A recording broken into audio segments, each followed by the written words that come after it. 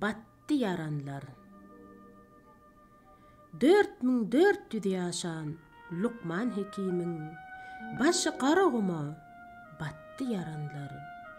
Kirp bedewle ağır gürdüler üstemin acılcılığından tuttu yaranlar.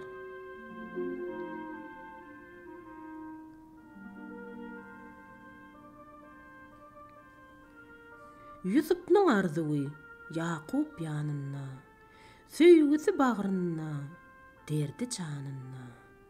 Kimin kadr vardır çarxın yanına, Yusup'u kul edip sattı yaranlar.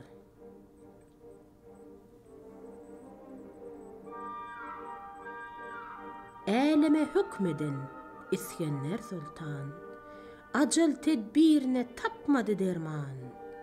Tahtını yel çeken hükmü Süleyman, dünyada kalmadı, öttü yaranlar.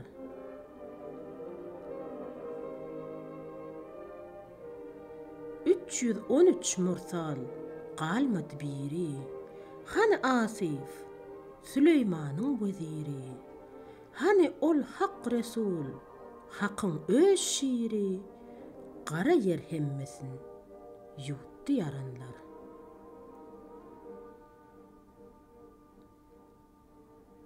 Mağtım guli aydır, gapil oturmaň, kılça canı uzun qayga batırmaň, yalan çiğni, hasret bilen ötürmäň, bir pasıl devrandır, öttü yaranlar.